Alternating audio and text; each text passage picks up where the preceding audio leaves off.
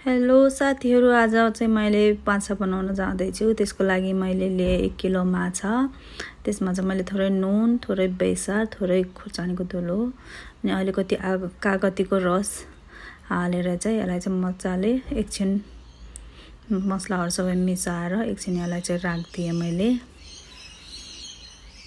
अनि त्यसपछि चाहिँ आधा घन्टा 1 घन्टा जतिपछि म्यारिनेट गरेको आधा घन्टा 1 घन्टा जतिपछि चाहिँ मैले यसलाई अब तेलमा फ्राई गर्छु। मैले माछा फ्राई गर्न स्टार्ट गरेँ। हाम्रो तेल तातिसक्यो। माछा चाहिँ मैले 2-3 वटा गर्दै फ्राई गरिरहेको छु। ल यतिको रातो रातो भएपछि चाहिँ मैले अब निकालेँ। ल यो माछा निकालेर मैले एउटा प्लेटमा राखेँ। यसै गर्दै मैले सबै माछाहरू फ्राई गर्दै जान्छु।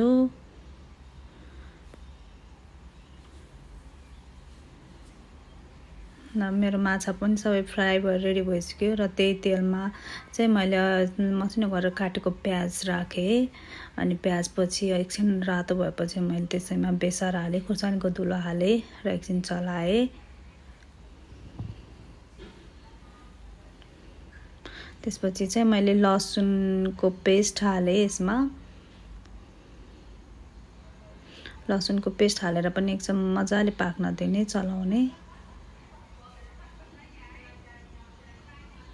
अनि यसमा चाहिँ थोरै जिरा र धनियाको धुलो, धेरै हैन, थोरै मात्रै राखेँ मैले। त्यसपछि मजाले एकछिन पाक्न दिने।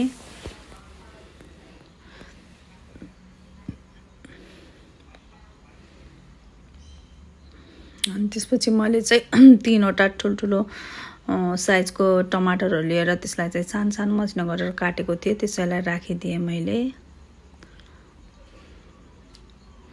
र अब एकछिन चाहिँ मजाले पाक्न दिने टमाटरलाई।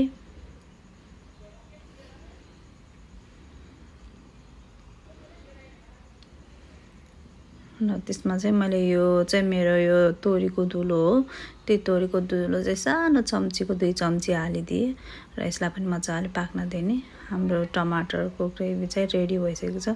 यो चाहिँ मैले सजाउनको लागि, जस राम्रो देखिनको लागि चाहिँ थोरै तोरीको गेडाहरू पनि हालिदिएँ।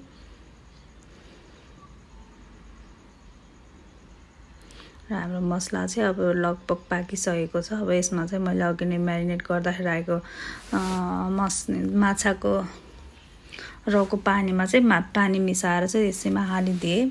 किनभने त्यसमा माछाको टेस्ट रहिरहेको हुन्छ। त्यसैले गर्दाखेरि त्यो चाहिँ मैले खेर जान दिइनँ, त्यो पानी नै हालिदिएँ।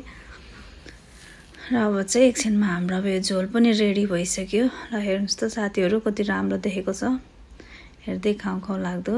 ल मेरो झोल पनि रेडी भइसक्यो। त्यसमा चाहिँ मैले माछा हाल्दै जान्छु। ल मैले सबै माछाहरू पनि हालिसकेँ।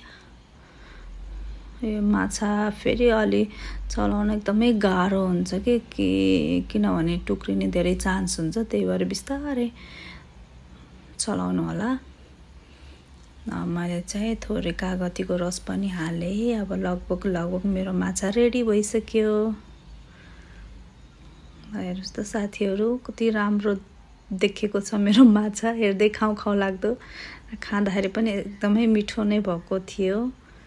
तपाईँहरूले पनि यसै गरेर बनाएर खानु होला। हस् त, बाई बाई।